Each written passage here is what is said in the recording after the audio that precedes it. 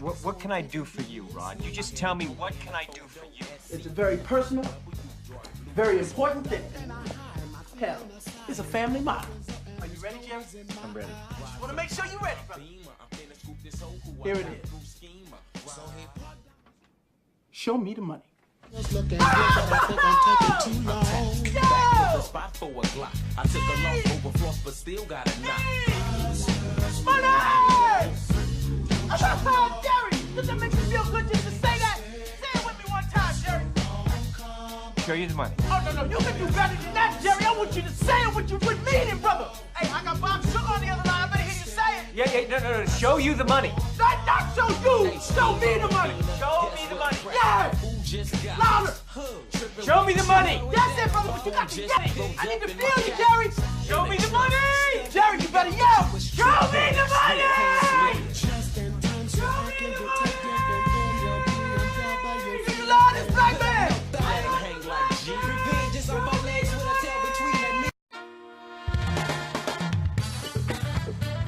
If you've ever made a money decision and the next day wondered, what was I thinking? You're not alone. My impulse buys are definitely feel-good basis. We bought a used car. I make impulsive decisions. Which turned out to sort of be a lemon. That maybe wasn't the best idea. Classical economics assumes we're all rational consumers making logical choices based on the best financial information. But behavioral economics adds psychology and an understanding of human nature to the mix, recognizing us as emotional, even irrational human beings. When you have too much choice, people suffer. Your brain kind of follows your heart a little bit. If you pit the rational brain against the emotional brain, it is the emotional brain that'll win. How do we balance the natural desire to buy things and enjoy life with the need to save and invest for the future? The only long-term solution for this is to make saving more sexy for the brain.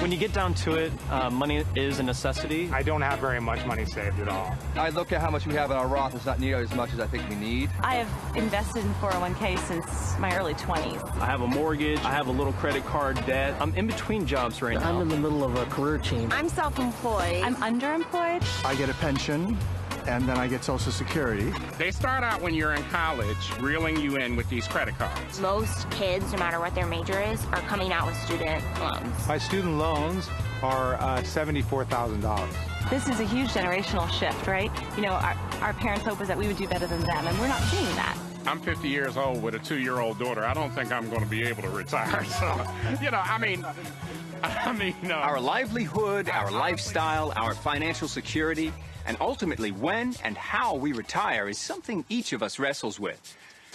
These are big issues, affected by a lifetime full of decisions, parsed out on a daily basis. And yeah, it can be stressful. Back in the early 50s, most of us had more bandwidth. Our financial lives were much simpler. Our houses were half the size they are today. Credit cards barely existed. And far more people had their money in a local bank or under the mattress than in the stock market. Today, Americans carry a collective credit card debt of almost $700 billion. Because of technology and the rise of defined contribution plans like 401ks, over half of us are invested in the stock market. We are living better in many ways, but we're also faced with increasing financial stress. Some of this stress comes from simply wanting more things, keeping up with the Joneses. Part of the psychology of scarcity is, how you feel when you feel like you don't have enough. Right now, psychologically, if I'm expected to have something that I cannot afford, I'm going to start feeling, poverty impinging on my perception of the life I'm living. And today, we can't turn on our TVs or tablets without being reminded about a world of new products that we'd love to have. Over the years, the products that we purchase practically declare our membership in the American middle class. Not having them can leave us feeling deprived, which can lead to stress. Professor Lusardi points out that one group is uniquely fragile, They live longer but spend less time in the workforce. They are women. I think the fragility of women financially has been true across the ages. I gave up my career because I wanted to be a full-time mother. When I quit working, I was in my early 30s. Statistics still say that women make 75% of every dollar that a man makes. I knew that by staying at home, I was giving up some prime earning years as well as re-entry into the workforce might be very difficult. In the meantime, got divorced, and now I find myself with 2 small children. Most Americans are indebted. Many Americans are heavily indebted. Most Americans who have debt are paying a pretty high interest rate on that debt. It's not about trying to get people to start saving when they're borrowing expensively. It's about helping people do this sequentially. Pay down your debt, and then we're going to help you start saving after that. The things we save for and how we save help to define the trajectory of our lives. Our homes, the opportunities we provide our children, a safety net when things go wrong, and in the long term, our retirement and what we're able to leave our loved ones. Insights into how the brain deals with money are making it from the lab to the marketplace every day. But this is a young field. Behavioral finance has many more questions to answer. In the meantime, this blend of economics and psychology helps us to visualize our goals and overcome our bias toward overconfidence.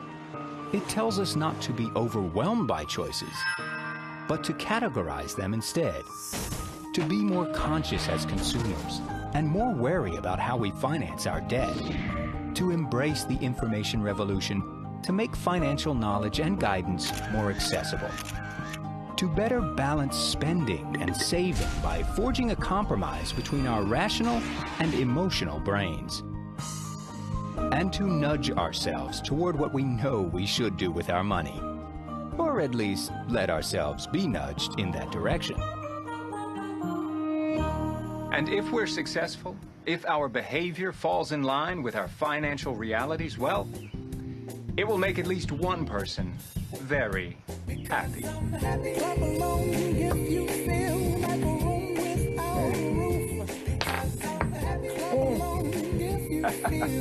Happiness is the truth, because I'm happy.